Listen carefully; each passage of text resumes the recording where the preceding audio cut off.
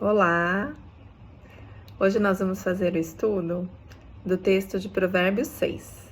Então, hoje iremos orar a palavra nesse texto das Escrituras. É um texto que traz muitos ensinamentos para os dias de hoje, um pouco polêmico em alguns aspectos, mas acredito que vai ser muito útil e que vamos aprender muito com esse texto.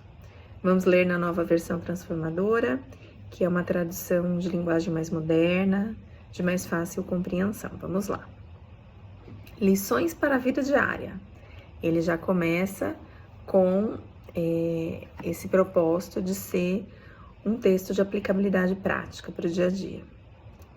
Meu filho, se você aceitou ser fiador de seu amigo, ou se concordou em garantir a dívida de um estranho, se caiu numa armadilha por causa do acordo feito, e se está preso por suas palavras, siga meu conselho e livre-se dessa obrigação, pois você se colocou nas mãos de seu amigo. Procure-o, humilhe-se e insista com ele. Não deixe para amanhã, não descanse enquanto não resolver essa situação. Livre-se como a gazela que escapa do caçador, como o pássaro que foge da rede. Aprenda com a formiga, preguiçoso. Observe como ela age e seja sábio. Embora não tenha príncipe, nem autoridade, nem governante, ela trabalha duro durante todo o verão, juntando comida para o inverno. Mas você, preguiçoso, até quando dormirá? Quando sairá da cama? Um pouco mais de sono, mais um cochilo, mais um descanso com os braços cruzados, e a pobreza o assaltará como um bandido. A escassez o atacará como um ladrão armado. Como são os desprezíveis e os perversos? Eles vivem mentindo. Demonstram sua falsidade com um piscar de olho, com um movimento do pé ou por sinais com os dedos. Seu coração pervertido trama maldade e andam sempre criando problemas. Por isso serão destruídos de repente, despedaçados no instante, sem que possam se recuperar. Há 6 coisas que o Senhor odeia, ou melhor, 7 coisas que ele considera detestáveis: olhos arrogantes, língua mentirosa, mãos que matam o inocente, coração que trama a maldade, pés que se apressam em fazer o mal, testemunha falsa que diz mentiras e aquele que semeia desentendimento entre irmãos. Meu filho, obedeça aos mandamentos de seu pai e não deixe de lado a instrução de sua mãe. Guarde as palavras deles em seu coração e amarre-as em seu pescoço. Quando você andar, os conselhos de seus pais o guiarão.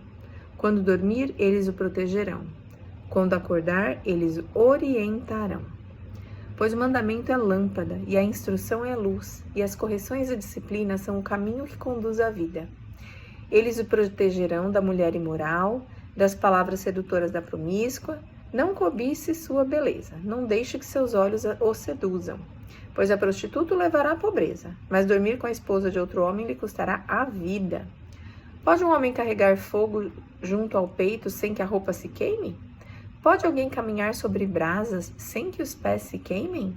Assim acontece com quem dorme com a mulher de outro. Aquele que a toca não ficará sem castigo. Pode-se encontrar desculpa para o ladrão que rouba porque está com fome. Ainda assim, se for apanhado, terá que pagar 7 vezes o que roubou, mesmo que precise vender tudo o que há em sua casa. Mas o homem que comete adultério não tem juízo, pois destrói a si mesmo. Será ferido e desonrado, e sua vergonha jamais se apagará. Porque o marido ciumento ficará furioso, e não terá misericórdia quando se vingar. Não aceitará compensação alguma, nem se satisfará com os presentes valiosos. Então vamos analisar as 3 partes desse texto. Esse texto, ele tem, inicialmente, conselho sobre a questão de compromissos financeiros assumidos, quando fala da questão de não ser fiador. Ele fala sobre a preguiça. Depois ele passa um pouco pela questão da perversidade do homem, né? Mas eu vou trazer isso como um segundo grande tema. E na sequência, ele faz uma advertência contra o adultério. Então, traz novamente a questão da fidelidade nos relacionamentos. Então, inicialmente, nos primeiros 5 versos, ele faz um alerta sobre a pessoa que se torna fiador de uma outra pessoa, que assume... O fiador é aquela pessoa que assina um contrato junto com o outro, se responsabilizando caso o devedor não pague aquela dívida. Então, num contrato de locação, por exemplo, você precisa de uma pessoa que vai garantir a sua dívida, a sua locação, caso você não pague. Então, esse é o fiador. Então, fiança, né? Fiador vem de fidúcia, de confiança. E é importante tomar cuidado. Por quê? Porque quando você assume um compromisso como esse, se essa pessoa não pagar, seja por causa de algum problema financeiro, veio a perder o emprego, enfim, um problema financeiro legítimo, seja porque efetivamente não pagou por uma situação que não seja legítima, o fiador é o responsável. Então, é um conselho de sabedoria não ser fiador.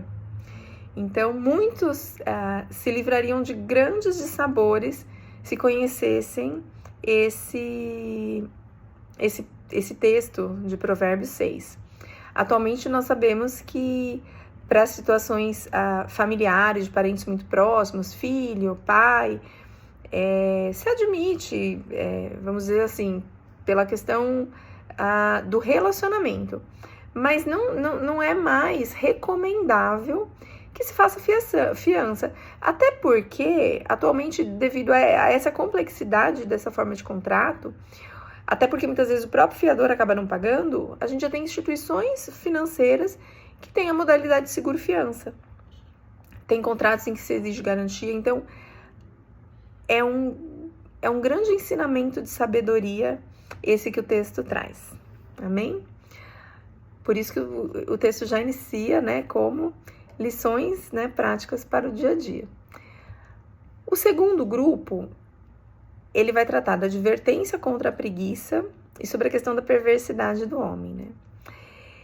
Nós conhecemos todos a história da formiga e da cigarra. Então, a formiga, ela passa todo o verão trabalhando, armazenando comida, porque ela sabe que quando vier o inverno, ela não vai poder trabalhar. E aí, no inverno, ela descansa. Então, ela trabalha no momento em que ela tem condições de fazer a sua poupança, né, de mantimentos, e no inverno ela pode descansar e ficar tranquila porque ela fez a sua parte no momento devido.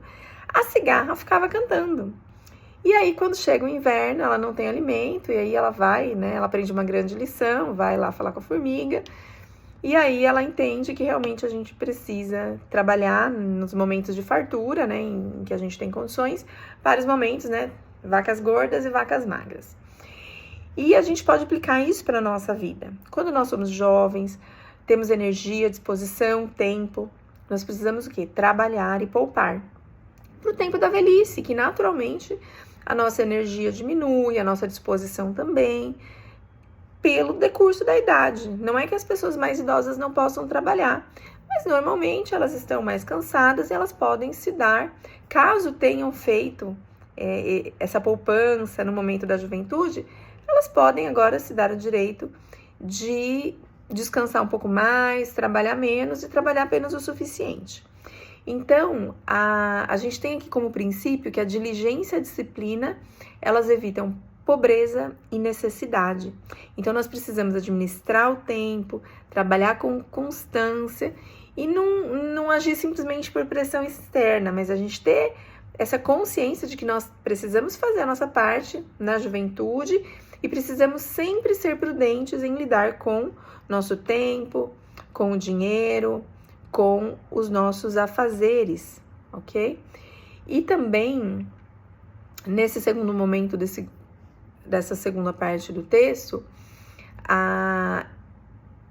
o autor, né, Salomão, ele fala do homem perverso. Então, ele fala de 7 coisas que aborrece o Senhor. O orgulho, que são os olhos altivos, a língua mentirosa. Então, que a sua palavra seja sim, sim e não, não. Nós precisamos falar a verdade. A mentira, ela é condenada pela palavra de Deus. Mãos que derramam sangue inocente, coração que maquina projetos perversos, ou seja, aquela pessoa manipuladora, que utiliza de subterfúgios para obter aquilo que ela quer, pés que se apressam para fazer o mal, testemunha falsa que profere mentiras e quem semeia briga, discussão, conflito entre irmãos. Então a gente percebe que o nosso caráter, ele não é revelado por aquilo que a gente fala, mas pelas nossas atitudes, por aquilo que a gente faz, né? E que Deus detesta a maldade. Então nós precisamos ter isso como princípio para as nossas vidas. Prudência na administração do nosso tempo, na administração do nosso dinheiro, dos nossos afazeres, e também termos o nosso caráter afirmado por aquilo que a gente faz e não por aquilo que a gente fala, né? E num terceiro momento, né, nessa última parte do texto, novamente, assim como a gente vem observando nos capítulos anteriores do livro de Provérbios, ele faz uma advertência contra a infidelidade. Então ele fala do cuidado que se tem que ter em relação ao outro. Se você está no relacionamento ou se o outro está no relacionamento, deve haver respeito, deve haver fidelidade. Então o texto vem tratando dessa necessidade de termos cuidado em preservar as nossas relações, em investir nos relacionamentos estáveis, no casamento, tomar cuidado com... Aqui, naquela época era muito comum, o texto fala da prostituta, fala da mulher do outro, então fala da questão do adultério. Então, isso também é algo que afeta a alma, a família, a reputação e traz inúmeros problemas decorrentes disso. Naquela época, o adultério, ele poderia levar à morte, né, da pessoa adúltera. Então, o autor... ele fala que nós devemos guardar o coração e evitar as primeiras aproximações que vão levar ao pecado. Então, a gente guarda os nossos olhos para que o restante, né, do nosso corpo não pratique atos que são contrários à palavra de Deus. Então, que nós possamos ter esse texto de Provérbio, que é um texto muito prático, um texto muito direto, que nós possamos tê-lo como uma orientação para o nosso dia a dia, para que realmente nós sejamos prudentes em todas as áreas da nossa vida. Aqui o autor foca mais na área financeira e do tempo, mas que nós realmente sejamos prudentes no agir, que estejamos sempre buscando a sabedoria do Senhor. Amém? Vamos orar. Pai amado, Pai querido, eu te louvo e te agradeço pela tua palavra, porque o Senhor nos deixou um manual de instruções, porque o Senhor nos deixou regras que não são simplesmente regras para limitar o nosso comportamento, a nossa liberdade, mas nós realmente vemos que são regras de proteção. A tua palavra, ela é um ato de amor para que nós tenhamos sempre o nosso bem-estar, a nossa vida segura, que em tudo que nós fizermos, Senhor, quando nós olhamos para a tua palavra, quando nós aplicamos, obedecemos a tua palavra, nós vemos o quanto nós somos abençoados, o quanto a tua palavra, ela gera bênção. Eu te louvo, Deus, pela oportunidade de estar aprendendo cada dia mais com o Senhor. E eu te peço, Pai, para que tu estejas abençoando cada um que vai ouvir esse texto, cada um que vai ler a tua palavra, e que na revisão deste texto, na leitura individual, o Senhor esteja ministrando ainda mais, Espírito Santo, no coração de cada um que está ouvindo essa mensagem. Amém? Se você tem gostado dessas reflexões, que você possa curtir, fazer comentários e compartilhar com outras pessoas que também possam ser abençoadas. Amém? Até a leitura do próximo capítulo.